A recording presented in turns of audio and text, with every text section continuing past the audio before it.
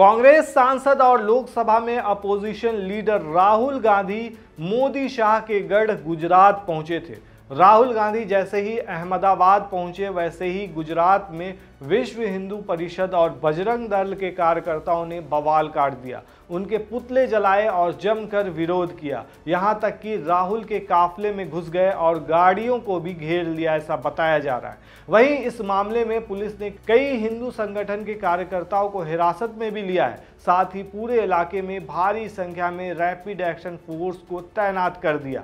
अब सवाल ये उठता है कि आखिर बजरंग दल का गुस्सा किस बात पर फूटा और क्या डरो मत डराओ मत की बात करने वाले राहुल गांधी डर गए? चलिए जानते हैं।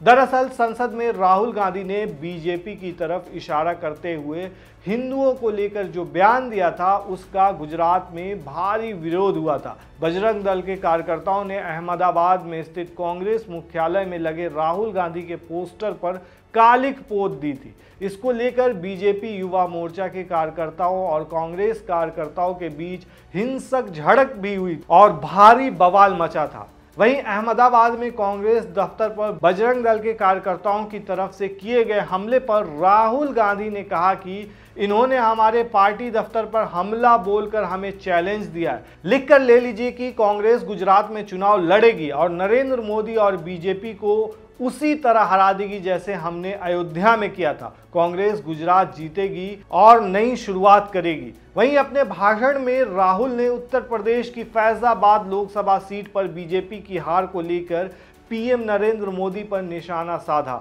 उन्होंने दावा किया कि पीएम मोदी अयोध्या से चुनाव लड़ना चाहते थे, लेकिन उनके सर्वे करने वालों ने उन्हें ऐसा न करने की सलाह दी। कहा कि ऐसा करने पर वो हार जाएंगे और उनका राजनीतिक करियर खत्म हो जाएगा।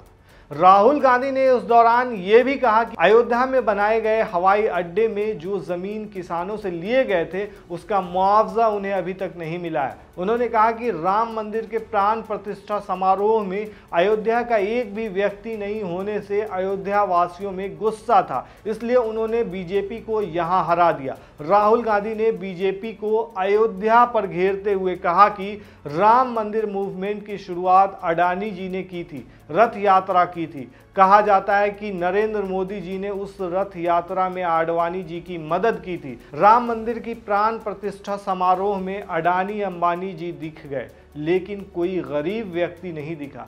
तो इस तरह से राहुल गांधी बीजेपी पर तीखा हमला करते हुए नजर आए। राहुल गांधी लोकसभा चुनाव के बाद से ही आत्मविश्वास से भरे हुए नजर आ रहे हैं। उन्होंने गुजरात में बड़ी जीत का दावा भी किया है। लोकसभा चुनाव में कांग्रेस को 99 सीटों पर जीत मिली और राहुल गांधी के जरिए लोकसभा में अपोजिशन की जिम्मेदारी संभालने के बाद से ही कांग्रेस के भीतर यह लगने लगा है कि मानो पार्टी को संजीवनी मिल गई हो। पार्टी के कार्यकर्ता और नेता उत्साहित हैं। राहुल गांधी संसद में बोलते हुए प्रधानमंत्री नरेंद्र मोदी की तरफ देखकर यह कह गए थे कि आपको गुजरात में हराएंगे। कांग्रेस कार्यकर्ताओं को उनकी बात से बल जरूर मिला है। राहुल गांधी गुजरात की अपनी यात्रा पर हैं, तो यहां भी एक बार फिर से पार्टी के कार्यकर्ताओं में जोश भरने के लिए इसी तरह का दावा उन्होंने फिर किया है। राहुल अब पीएम मोदी के गृह राज गुजरात में एक्टिव हो गए हैं। राहुल गांधी ने पार्टी कार्यकर्ताओं में जोश भरने के क्रम में वो बोल दिया जिसका विरोध अब बीजेपी की तरफ से हो रहा है। राहुल गांधी ने यहां तक कहा कि जैसे इंडिया अलायंस ने बीजेपी को अयोध्या में मात दी है, वैसे ही पार्टी विधानसभा चुनाव में गुजरात में बीजेपी को हराएगी। कांग्रेस नेता ने अहमदाबाद में पार्टी के कार्यकर्ताओं को संबोधित करते हुए कहा कि जैसे हमें धमकाकर और हमारे कार्यालय को तोड़कर हमें चुनौती दी गई है, उसी तरह हम सब मिलकर यहां बीजेपी की सरकार को तोड़ देंगे। जैसे हमने अयोध्या में उन्हें शिकस्त दी है, लिख कर रख लीजिए, कांग्रेस गुजरात में वैसे ही नरेंद्र मोदी और बीजेपी को हराएगी। अब सवाल ये उठता है कि गुजरात में कांग्रेस का क्या हाल है और गुजरात में कब चुनाव होने वाले हैं। दरअसल 2017 गुजरात विधानसभा चुनाव के नतीजे पर गौर करेंगे तो पता चलेगा कि बीजेपी ने 99 और कांग्रेस ने 77 सीट पर जीत दर्ज की थी, जबकि एनसीपी को 1, भारतीय ट्राइबल पार्टी को 2 और 3 निर्दलीय उम्मीदवार को जीत हासिल हुई थी। इसके बाद 2022 के गुजरात विधानसभा के चुनाव में बीजेपी के खाते में 156 सीटें आई।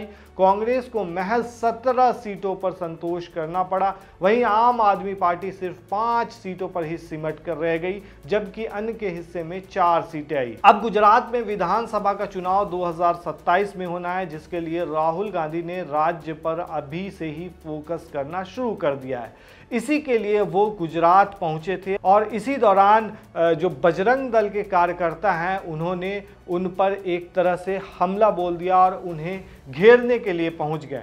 लेकिन इसके बाद भी राहुल गांधी जो है वो उसको पार करते हुए, उस जगह को पार करते हुए अपने कार्यकर्ताओं के बीच पहुंचे और जमकर बीजेपी पर बरस पड़े। और आपको क्या लगता है दोस्तों, इस बार गुजरात में क्या होने वाला है? क्या राहुल गांधी का जलवा रहेगा कायम या फिर पीएम मोदी का जादू चलता ही रहेगा? आप हमें कमेंट में ज़रूर बताएं। शुक्रिया।